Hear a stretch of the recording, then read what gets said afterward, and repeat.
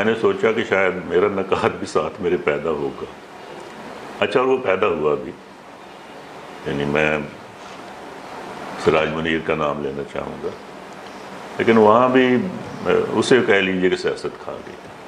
یعنی اگر ایک جملے میں کہنا چاہوں تو وہ سیاست کی نظر ہو گیا، اور پھر جل چلے جانے کی وجہ سے وہ اپنا کام بھی مکمل نہ کر سکے. مجھے یوں لگا کہ جیسے وہ کام جو انہیں کرنا چاہیے تھا یا کچھ اور لوگوں کو کرنا چاہیے تھا وہ مجھے کرنا چاہیے. میں ان لوگوں کے بارے میں تو لکھ سکتا ہوں نا جن کو میں اچھا سمجھتا ہوں، جو میرے خیال میں اچھا کام کر رہے ہیں.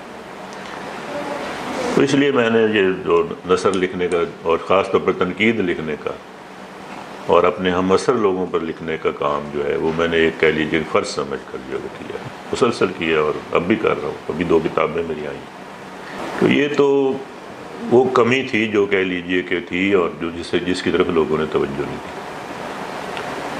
مجھے بڑی حیرت ہوئی کہ اس کی کتنی ضرورت تھی کہ ایک مرتبہ پروفیسر سہیل احمد خان سے میں نے کہا کہ سر آپ کو ہم لوگوں پر یا ہماری تحریک کے بارے میں یا ہماری غزل کے رنگ کے بارے میں کچھ لکھنا چاہیے.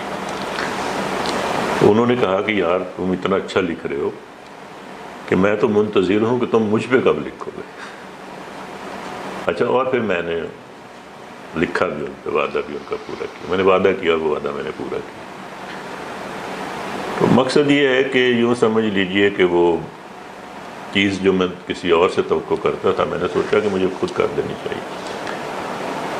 دوسری بات جو آپ نے کی کہ کیا میں کوئی یادداشتیں لکھ رہا ہوں، تو میں لکھ رہا ہوں یادداشتیں، اور ایک حصہ اس کا مکمل بھی ہو چکا ہے. کچھ پڑھنے کا موقع ملا ہے وہ فیس بک ایک حصہ مکمل ہو چکا ہے. وہ طالب علمی کے زمانے تک ہے، اور اس میں ظاہر ہے کہ ابھی لاہور کے دوستوں کا ذکر ہے، اور وہ بھی شاید ابھی مکمل نہیں ہے کیونکہ ابھی ابتدائی زمانہ ہے.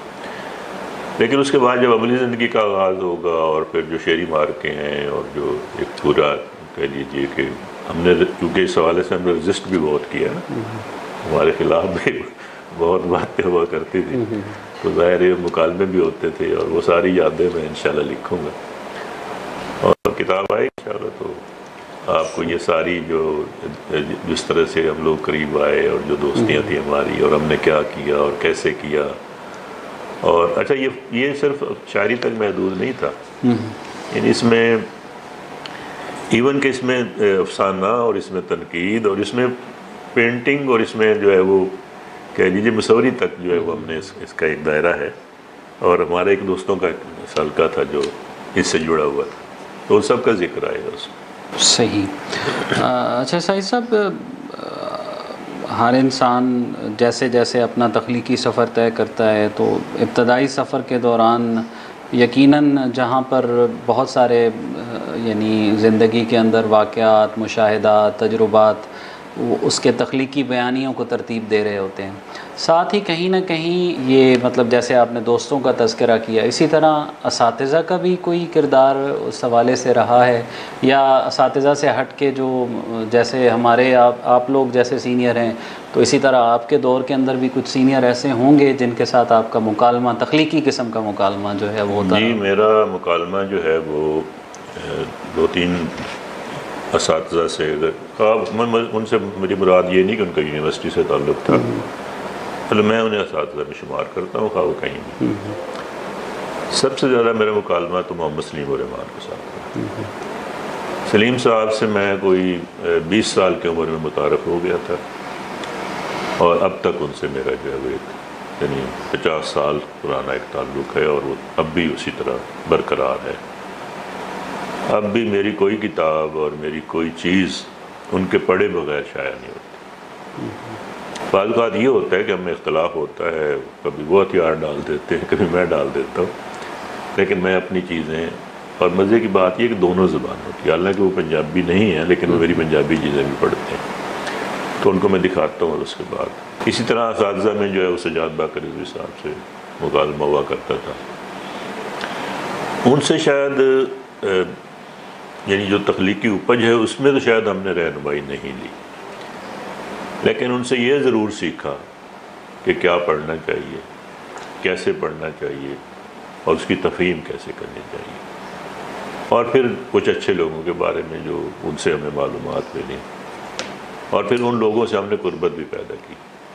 مثلاً احمد مشتاق سے بھی انہی کی وجہ سے تعلق ہوا، انتظار صاحب سے بھی اسی کی وجہ سے تعلق، یعنی ایک وہ جو حلقہ تھا جس کو آپ اس کی اشرافیہ کا حلقہ کہہ سکتے ہیں، اس حلقے میں داخل ہونا کوئی آسان کام تو نہیں تھا نا، لیکن اس میں ہم داخل ہوئے، اور وہ باقر صاحب کی وجہ سے. اچھا، اس میں شہرت بخاری صاحب کا بھی اثر ہے، کیونکہ جب میں ڈگری کالج میں پڑھتا تھا تو شہرت بخاری صاحب میرے اساتذہ میں تھے، تو ان کی وجہ سے بھی، بلکہ میں حلقہ ارباب ذوق میں ان کی وجہ سے آیا تھا پہلی دفعہ، تو ظاہر ان اساتذہ کا اثر ہے. لیکن اس طرح کا نہیں ہے کہ ان سے کوئی سبقن کوئی چیز پڑھی. مطلب باقر صاحب کا تو میں براہ راست شاگرد ہی نہیں تھا، کیونکہ میں اردو کار ہی نہیں رہا تھا، تو ان کا تو میں براہ راست شاگرد تب ہوتا نا جب میں نے اردو میں ایم اے کیا ہوتا. تو ظاہر ہے کہ میں اورینٹل کالج میں تو تھا، لیکن ان کا شاگرد براہ راست شاگرد نہیں تھا، میں ان سے عقیدتاً ملنے جاتا تھا. سہیل صاحب سے اس لیے نسبت ہو گئی تھی کہ جس ہاسٹل میں رہتا تھا اس کے سپرنٹینڈنٹ تھے، اور پھر ہم روز ملتے تھے، اور چونکہ مجھے پتا تھا کہ میں شعر کہتا ہوں، اور وہ ایک نرم گوشہ رکھتے تھے میرے لیے. مثلاً محمد خالص، یعنی مصرع بنانے کا جو ڈھنگ ہے،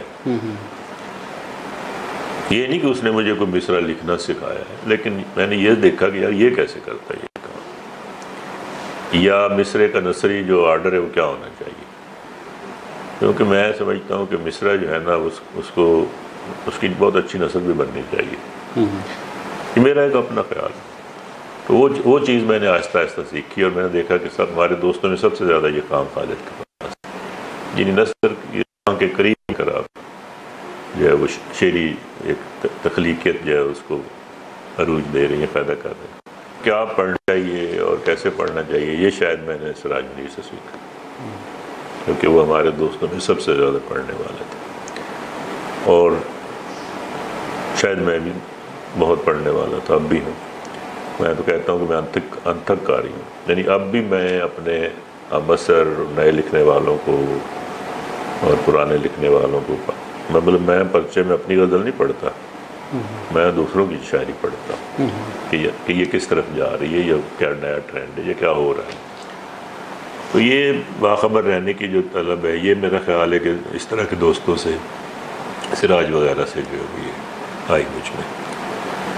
تو اس طرح کے انہیں میں اساتذہ میں شمار کرتا ہوں، خواہ وہ میرے ہم عمر تھے، خواہ وہ بڑے تھے. اور کچھ لوگوں کا ساتھ تو دیر تک میسر رہا، کچھ کم دیر کم، لیکن بہرحال یہ ہے کہ ان کا کچھ نہ کچھ میرے جو میں اب ہوں اس کے ہونے میں ان کا کچھ نہ کچھ اثر یا ہاتھ ضرور ہے. اچھا، آپ نے یہ بات کی تو اسی بات سے جو ہے نا کیا پڑھنا چاہیے، کیسے پڑھنا چاہیے، تو یقیناً آپ بھی ایک اپنے تدریسی زندگی سے بھی گزر کے آئے ہیں، اور ہم ایسے بہت سے مطلب جو نوجوان لکھنے والے لوگ ہیں آپ کو پڑھتے آئے ہیں، دیکھتے آئے ہیں. آپ مطلب ایک جو ادب کا نیا کاری ہے، تو نئے ادب کے کاری کے لیے آپ اس کو کیا سجیسٹ کرنا چاہیں گے؟ مطلب آپ سے اگر پوچھا جائے کہ کیا پڑھنا چاہیے اور کیسے پڑھنا چاہیے، تو اس حوالے سے مختصراً مطلب اگر کوئی کچھ چند باتیں جو ان کے اس میں یہ ہے کہ اگرچہ کہا تو یہ جا رہا ہے نا کہ یہ جس کتاب کی صدی جو ہے وہ ختم ہو رہی ہے، لیکن میرا خیال ہے جتنی کتابیں اب چھپ رہی ہیں اتنی تو پہلے نہیں چھپا کرتی. مجھے یاد ہے کہ میری جب پہلی کتاب موسم آئی تھی تو اس سال اردو شاعری کے 10 مجموعے چھپے ہوں گے، اب 100 سے زیادہ چھپتے ہیں. مسئلہ یہ ہے کہ کتابیں تو بہت چھپ رہی ہیں، اب اس میں یہ ہے کہ آپ کیا پڑھنا ہے کیا نہیں پڑھنا ہے، تو اس کا فیصلہ تو آپ کا ذوق کرتا ہے، اور ذوق کی تربیت بھی کتابوں ہی سے ہوتی ہے. ہم آدمیاں مسئلہ یہ ہے کہ اب اچھی کتابیں اتنی زیادہ ہیں دنیا میں کہ بری کتاب پڑھنے کے لیے وقت نہیں، اور نہ پڑھنی چاہیے. اس میں یہ ہے کہ آپ ایک فہرست بنائیں، جو آپ سے مراد ہمارے جتنے بھی نوجوان ہیں یا پڑھنے والے ہیں، وہ ایک فہرست بنائیں. پہلے تو کلاسک پڑھیں. اچھا، مجھے بھی باقر صاحب نے مشورہ دیا تھا، اور بڑا دلچسپ واقعہ. انہوں نے مجھے کہا کہ میاں ہم تو اس آدمی کو اپنا دوست نہیں بناتے جس نے کلاسک نہ پڑھا، اور اس آدمی کا شعر نہیں پڑھتے جس کو 5000 شعر یاد نہ ہو۔ میں نے کہا کہ باقر صاحب شعر تو شاید مجھے 50,000 یاد ہوں گے، اور واقعی یاد تھے، تو مجھے کتابیں حفظ ہو جایا کرتی تھی، میں فوٹوجینک میموری رکھتا تھا، پوری کتاب پرنٹ ہو جاتی۔ تو میں نے کہا کہ شعر تو مجھے 50,000 یاد ہوں گے، لیکن کلاسک تو میں نے واقعی نہیں پڑھا۔ انہوں نے کہا کہ پڑھو۔ میں گیا، جناب اس زمانے میں نئے نئے ڈائریکٹر ہوئے تھے احمد ندیم قاسمی صاحب مجلس کے، میں نے وہاں جا کے انہیں کہا کہ جی مجھے ساری دیوان چاہیے۔ انہوں نے کہا کیا کرو گے؟ میں نے کہا جی پڑھنے۔ انہوں نے کہا یار 2-4 شاعر پڑھ لو۔ میں نے کہا نہیں جی سبھی دے دیں۔ خیر میں نے لیے، وہ شاعر بھی پڑھ ڈالے جو عام طور پہ لوگ نہیں پڑھتے، جیسے کلک ہے، جیسے سالک ہے، جیسے نظام ہے، وغیرہ وغیرہ۔ اب باقر صاحب کو آ کے نے بتایا تو انہوں نے کہا کہ یار ان سے سیکھا کیا؟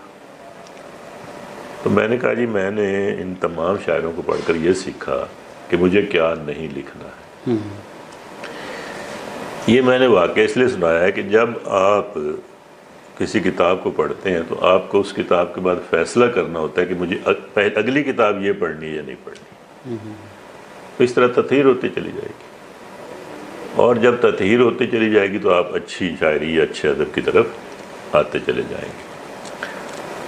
اچھا، اس میں یہ ہے کہ کسی بزرگ لکھنے والے سے رہنمائی بھی لی جا سکتی ہے، بھی آج کل کون اچھا لکھ رہا ہے، خود آپ کی اپنی طبع بھی رہنمائی کرتی ہے، لیکن یہ تو ہے کہ آپ کو بہت سارا جو ہے وہ رتب و جابس اس سے بچنا پڑتا ہے۔ خرابی یہ کہ ہمارا جو اس وقت ہے نا میڈیا، الیکٹرانک میڈیا جو ہے خاص طور پر جس میں فیس بک اور اس طرح کی چیزیں ہیں، وہاں یہ ہوتا ہے کہ آپ لکھتے ہیں اسی وقت اس کو چھاپ دیتے ہیں۔ وہ شائع ہو گیا نا ایک طرح سے۔ پہلے یہ ہوتا تھا کہ وہ آپ بھیجتے تھے، وہ چھپتا تھا، 6 مہینے لگ جاتے تھے۔ مجھے یہ بھی یاد ہے کہ وہ قاسمی صاحب کہہ دیتے تھے بھی اگلے پرچے میں آئے گا، وہ بھی بڑی تگ و دو کے بعد جو ہے وہ پہنچتا تھا، 6 مہینے اور انتظار کرے، اور منتظر بیٹھے ہوتے تھے کہ بھی اب اگلا پرچہ کب آئے گا۔ وہ اب جو تجسس تھا وہ ختم ہو گیا ہے۔ اب آپ کو 5 منٹ کے بعد لائکس آنے شروع ہو جاتے ہیں، اور آپ اپنے آپ کو شیکسپیئر سمجھنے لگتے ہیں، یا اپنے آپ کو غالب سمجھنے لگتے ہیں، یا ناصر سمجھنے لگتے ہیں۔ اس چیز سے بچنے کی ضرورت ہے۔ آپ دیکھیں نا کہ دوسرے لوگ کہاں کھڑے ہیں جنہوں نے کام کیا، مطلب ان کے کام کی ورتھ کو دیکھیں، پھر آگے بڑھیں۔ نثر میں بھی ایسا ہی چاہیے، شاعری میں بھی ایسا چاہیے، تنقید میں بھی ایسا چاہیے، اور یہ فیصلہ کرنے کی ہمت ہونی چاہیے۔ مثلا 2 دن پہلے مجھے کچھ صاحب نے جو ہے وہ کتابیں تحفے میں پیش کی، مختلف لوگوں کی تھی، تو میں نے اس کو 2 کتابیں واپس کر دی۔ اس کو پتہ تھا میرے مزاج کا، وہ 6-7 کتابیں لایا تھا، تو میں نے کہا کہ یہ واپس لے۔ میں نے کہا یہ کیوں؟ میں نے کہا اس لیے کہ میں نے نہیں پڑھنا، جب ان کو پڑھنا نہیں تو مجھے رکھنا کی کس لیے؟ تو یہ تو لکیر کہیں نہ کہیں آپ کو کھینچنی پڑتی ہے، اور اچھے ادب کی پہچان اچھے ادب پڑھنے سے ہی ہوتی ہے۔ اور ضروری نہیں کہ اس کے لیے آپ پاکستانی ادب پڑھیں، یا اس کے لیے آپ کوئی مطلب باہر کا جو لٹریچر ہے اس کی طرف دروازہ کھلا رکھنا چاہیے۔ اسی سے جو ہے نا وہ بات، اور میں نے رکھا ہے۔ آپ کا مطلب عصری جو ہمارا کنٹمپریری ادب ہے اس کا اچھا خاصا مطالعہ آپ پڑھتے بھی رہتے ہیں، اور پھر اس پر ایون جو نئے لکھنے والے ہیں ان کے حوالے سے بھی آپ جو ہے وہ اپنی رائے دیتے رہتے ہیں۔ اس کے ساتھ ساتھ آپ کا عالمی ادب کا بھی اچھا خاصا مطالعہ مطلب ہے۔ آپ کیا سمجھتے ہیں کہ ہمارا جو اس وقت عصری ادب جو لکھا جا رہا ہے، 21ویں صدی کے ادب کی میں بات کر رہا ہوں، شاعری میں بھی اور نثر میں بھی، دونوں سطح پر، کیا یہ عصری ادب جو ہمارے ہاں لکھا جا رہا ہے معیار کی سطح پر عالمی ادب کے مقابلے میں مطلب کہیں فال کر رہا ہے یہ؟ بالکل، اچھا، بالکل فال کرتا ہے۔ مثلاً اس وقت جو انگلش ادب لکھا جا رہا ہے، امریکن فرض کیجیے، کیونکہ میں جاتا بھی رہتا ہوں، میرے صاحبزادے وہاں، کتابیں لاتا ہوں، پڑھتا بھی رہتا ہوں۔ یا دوسری زبانوں کا جو ادب جو ہے وہ لکھا جا رہا ہے، اسپینش خاص طور پہ، جو اسپینش میں بہت اچھا اظہار ہوتا ہے، اچھا ادب لکھا جا رہا ہے، کوئی شبہ نہیں۔ یا فرض کیجئے جو عربی ادب جو لکھا جا رہا ہے وہ بھی ظاہر ہم تک پہنچتا رہتا ہے، ترجمے کے ذریعے صحیح لیکن پہنچتا تو ہے نا۔ یا وہ ادب جو دوسری زبانوں کا انگریزی میں منتقل رہا وہ بھی میری نظر سے گزرتا ہے۔ مسئلہ یہ ہے کہ اردو افسانہ اور اردو ناول کسی طرح بھی کسی سے کم نہیں۔ کمی کیا ہے؟ مترجم کا نہ ہونا۔ یعنی آپ دیکھیں ایک ناول جو ہے وہ اسپینش میں شائع ہوتا ہے اور 10 دن کے بعد آپ کو وہ دنیا کی جو 50 زبانوں میں مل جاتا ہے۔ وہ فارسی میں بھی ترجمہ ہو جائے گا، وہ جیپنی میں بھی ترجمہ ہو جائے گا، وہ انگلش میں بھی ترجمہ ہو جائے گا، وہ کسی بھی اور زبان میں، وہ فرانسیسی میں ہو جائے گا وغیرہ وغیرہ۔ معاملہ یہ ہے کہ ہم نے کوئی اکیڈمی ادبیات تو بنا لی ہم نے، لیکن اکیڈمی ادبیات کو جو کام کرنا چاہیے تھا کتاب کی ترویج کا اور اس کی ترسیل کا، وہ کام تو اس نے کیا نہیں۔ تو یہ کیا کام ہے کہ جناب آپ کانفرنسز کروا رہے ہیں اور جناب آپ جو ہے وہ ادیبوں کو انعامات اور ایوارڈ دیے چلے جا رہے ہیں؟ پھر کام تو کوئی اور ادارہ بھی کر سکتا۔ ایک پورا ادارہ ہونا چاہیے جس کو آپ دارالترجمہ کا نام دیں۔ اب مجھے بتائیں کہ جو دارالترجمہ کا اتفاق سے ذکر ہو گیا یا اس طرح کے جو ادارے تھے، انہوں نے جتنی کتابیں ترجمہ کی تھیں یا اکلوتے لوگوں نے، ایک آدمی نے، مثلا کیسی رام پوری ایک صاحب تھے، 250 ناولوں کو ترجمہ کیا۔ تو آج ویسے لوگ کہاں ہیں؟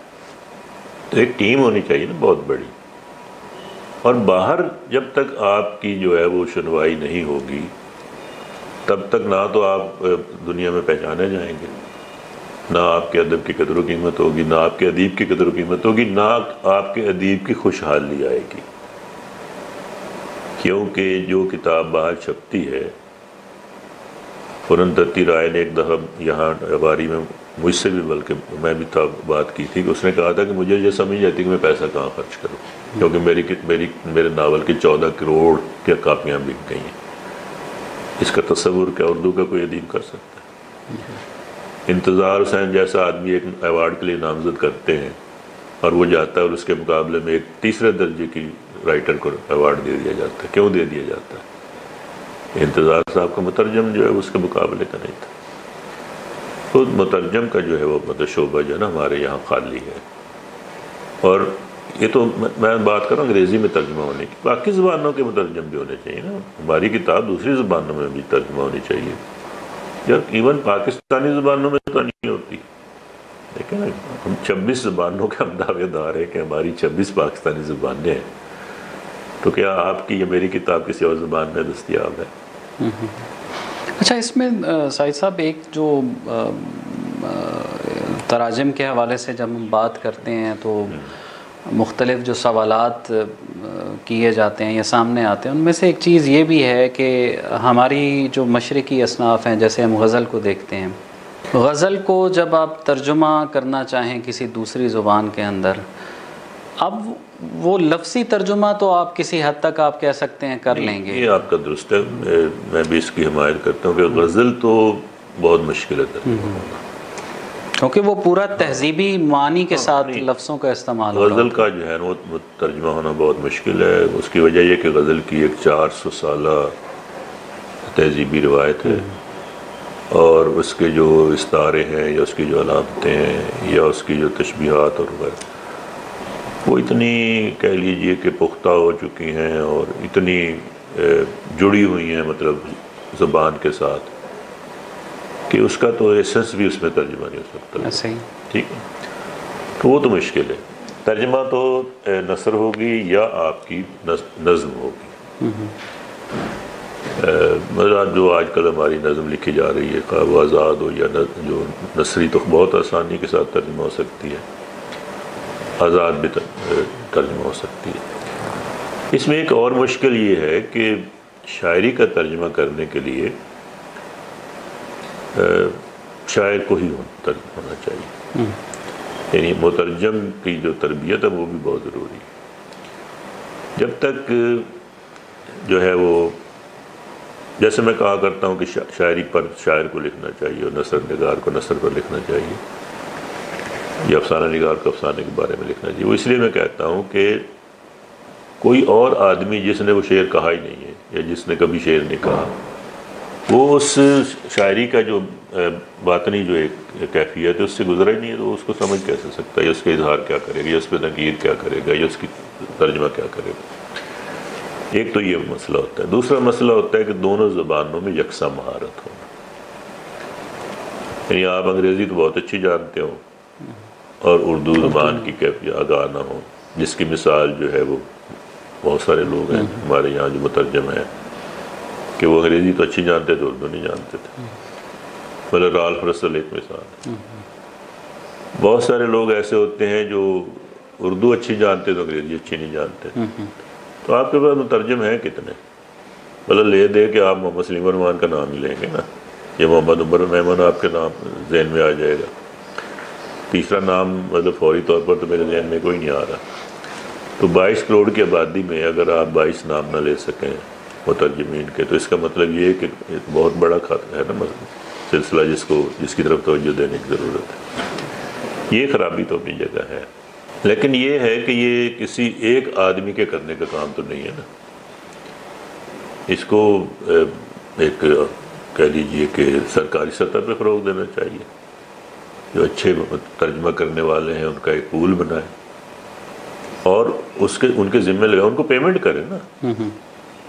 مطلب ہم یہ تو چاہتے ہیں کہ جی ہماری چیز ترجمہ ہو جائے، ٹھیک ہے، لیکن یہ ایک اس کو ادائیگی کرنے والا کون ہے؟ مترجم کیوں کرے گا بھی آپ کی چیز ترجمہ؟ تو یہ سارے مسائل ہیں جس کی وجہ سے نا ہم عالمی جو دنیا ہے اس میں تو داخل ہو ہی نہیں سکتے۔ یہ نہیں کہ ہم لکھ نہیں سکتے، مطلب ابھی عامر حسینی کے ناول جو ہیں وہ بڑے باہر بک رہے ہیں، تو کیا خیال ہے کہ وہ عبداللہ حسین یا انتظار حسین یا ہمارے نئے لکھنے والے جو ہیں، فرض کیجیے خالد فتح محمد ہیں یا علی اکبر ناطق ہیں یا وغیرہ وغیرہ، کیا ان سے وہ اچھا ناول لکھتے ہیں؟ بالکل نہیں۔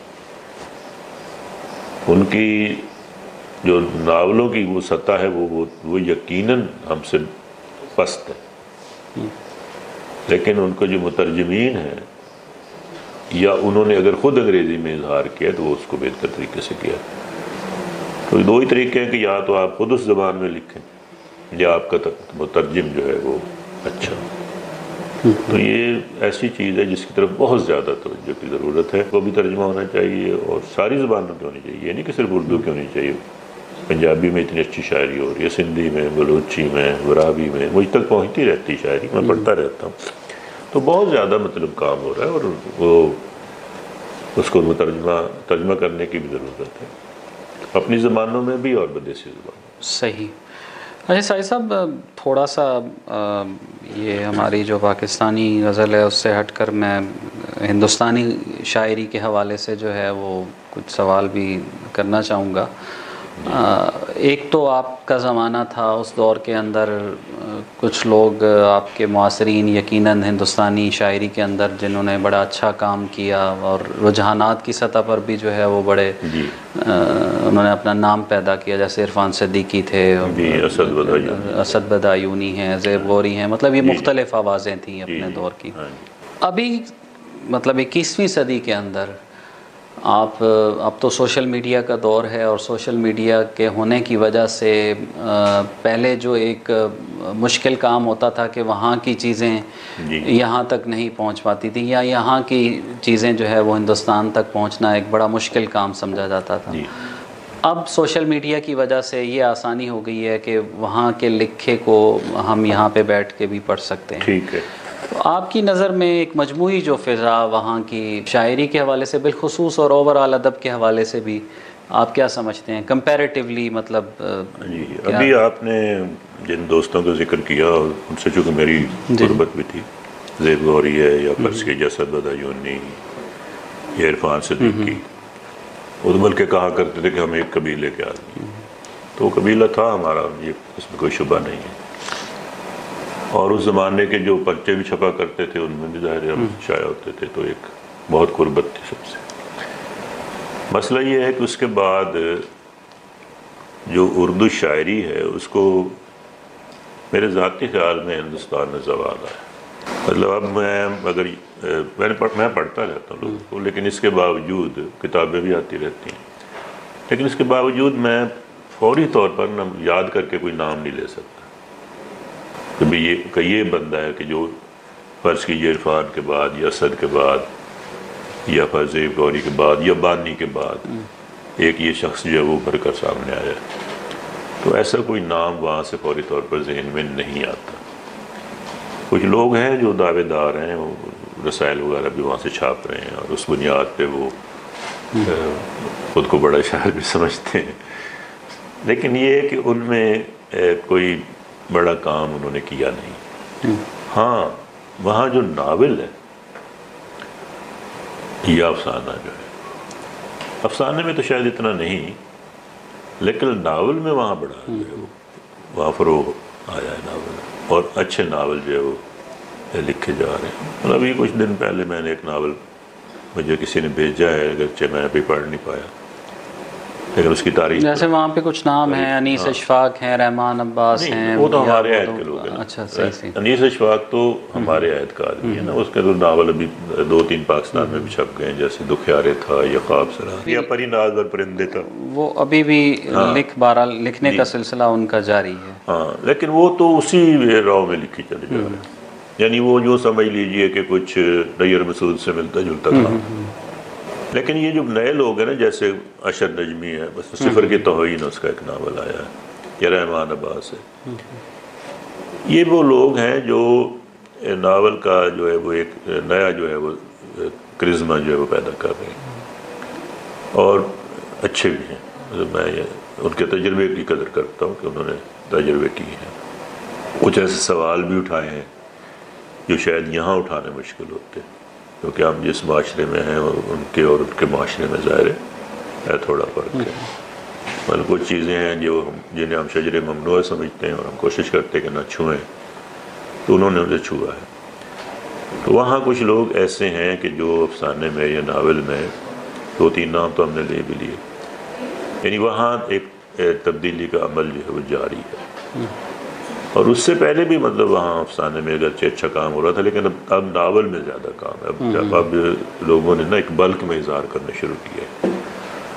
اچھا کہا تو یہ جاتا ہے کہ ناول جو ہے وہ پیدا ہوتا ہے ان معاشروں میں جو متمدن ہوتے ہیں یا جو جن میں جو ہے وہ زیادہ کشمکش نہیں ہوتی، پرسکون معاشروں میں پیدا ہوتا ہے۔ لیکن پچھلے کچھ سالوں سے میں دیکھ رہا ہوں، مثلا افغانستان سے جو ناول آئے ہیں یا ایران سے جو ناول آئے ہیں یا عرب دنیا سے جو ناول آئے ہیں یا انڈیا سے جو ناول آئے ہیں، وہ تو سارے منتشر مزاجی کے ناول ہیں۔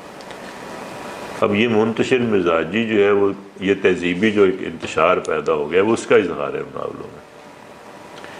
تو اسی حوالے سے میں توقع کرتا ہوں کہ شاید ہمارے یہاں بھی ناول کا زمانہ جو ہے وہ آنے والا ہے، بلکہ کسی حد تک جو ہے وہ آ بھی گیا ہے۔ یہاں بھی مطلب اب اچھے ناول لکھے جا رہے ہیں، اور 2-3 نام تو ہم نے پہلے کر لیے بھی۔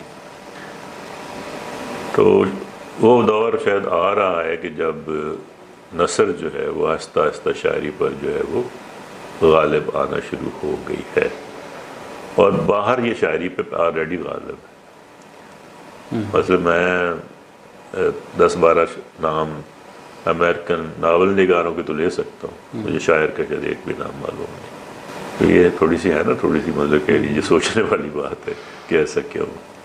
لیکن اگر آپ عرب دنیا کی بات کریں گے تو شاعروں کے نام یاد آئیں گے،